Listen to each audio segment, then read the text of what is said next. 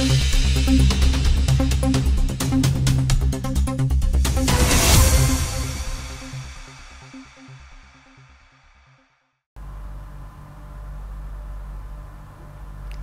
Berita kembali hadir di hadapan Anda dengan berita yang terkini, aktual, dan terpercaya. Bersama saya Hana Salwa dan rekan saya Askaya Devanadin yang telah merangkum informasi untuk Anda pada hari ini.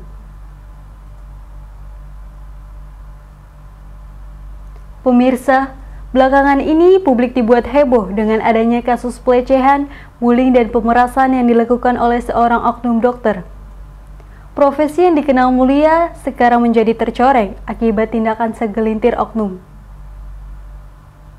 Bagaimana pandangan Ibu dari kasus-kasus pelecehan yang sedang ramai diperbincangkan? Sangat khawatir banget ya, apalagi itu di dunia kedokteran, karena sangat jadi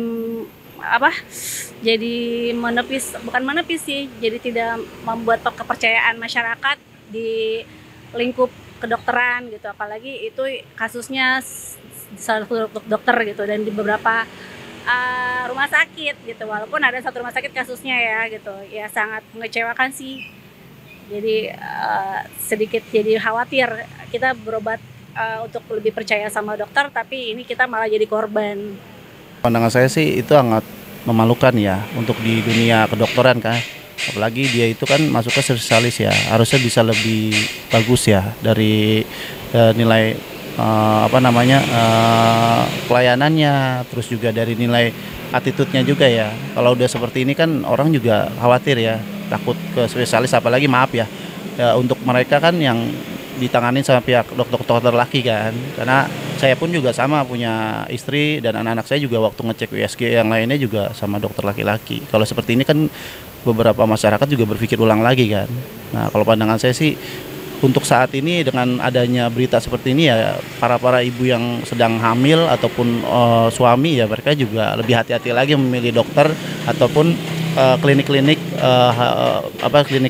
anak ya untuk istrinya atau keluarganya yang lagi hamil, gitu aja sih.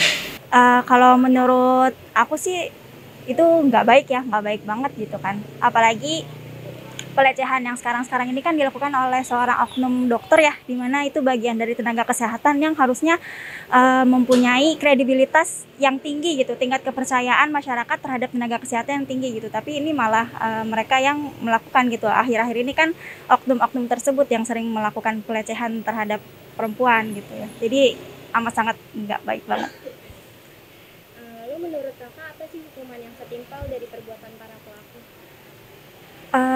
Mungkin udah banyak yang sounding ya kalau misalkan hukuman yang setimpal ya. Kalau yang paling kejam banget sih ya mungkin bisa dihukum kebiri ya, supaya dia nggak kayak gitu lagi gitu. Soalnya kalaupun mau ngadu ke instansi yang lain juga pasti nggak bakal direken, susah. Kalau kasus pelecehan kayak gitu tuh nggak ada sih yang bisa benar-benar sampai di penjara kayak gitu tuh, nggak ada. Jadi kayaknya hukum kebiri lebih pantas deh. Kalau menurut saya sih seumur hidup ya, karena selaku korban aja itu pasti dia akan mengalami depresi seumur hidup gitu, bukannya hanya sebentar. Apalagi kasusnya yang sampai pemerkosaan, yang dia dibius, tahu-tahu dia diperkosa, dan itu depresinya bisa seumur hidup gitu. Kalau dia sih hukumannya setimpal, bukan hanya hukuman 12 tahun gitu. Nanti kan 12 tahun pasti dia akan dapat remisi ya hukuman, dan dia akan kalau menurut saya sih itu nggak setimpal kalau hanya 12 tahun penjara atau hanya hukuman sesuai undang-undang. Lebih setimpal sih seumur hidupnya dia gitu. Kalau hukum harus sesuai undang-undang yang berlaku ya. Kalau bisa untuk hal-hal yang merugikannya besar untuk pihak-pihak yang korban ya harus setimpal sama yang dia dapatkan gitu. Jadi jangan nggak sesuai ya sama undang-undang yang udah berlaku. Paling itu aja sih. Lalu ada nggak sih pesan-pesan Bapak buat para dokter di luar sana agar kasus ini tidak terulang lagi? Untuk dokter-dokter yang udah capek-capek ya sekolah dengan begitu panjangnya ya, apalagi mereka yang udah ngambil jurusan untuk spesialis ya, untuk lebih diperbaiki lagi ke depannya. Karena apa? Kepercayaan itu sulit didapat. Karena kalau ketika kita pasien sudah percaya dengan satu klinik, satu dokter, itu continue terus. Nanti ke anak kedua, anak ketiga, anak keempat, ya maaf mungkin ke situ lagi. Tapi kalau dengan adanya seperti ini, mereka juga berpikir urang. Takutnya dengan kejadian seperti ini, mereka berpikirnya semua seperti itu gitu kan. Makanya untuk kedepannya tolong diperbaikin lagi aja untuk dokter yang emang mereka udah ngambil spesialis untuk kandungan ataupun emang yang punya jurusan keahlian lah sebutnya. Semoga kedepannya dunia kedokteran di Indonesia khususnya ya lebih menjaga marwahnya dokter sih gitu, lebih bisa menjaga jabatannya, karena kan dokter sendiri pun sebelum dijabat jadi dokter pun jadi spesialis, apalagi ya pasti dia akan ada namanya apa sih yang namanya janji ya, atau sumpahnya dia gitu kan, sumpahnya dia sebelum dilantik jadi dokter. Ya semoga ya bisa berbenah sih, sebenarnya lebih berbenah, apalagi dengan adanya kasus pelecehan, kasus pembulian yang ternyata di dunia kedokterannya itu sendiri, dan itu dilakukan oleh seniornya juga, dan kalau tidak dihentikan atau lagi tidak pihak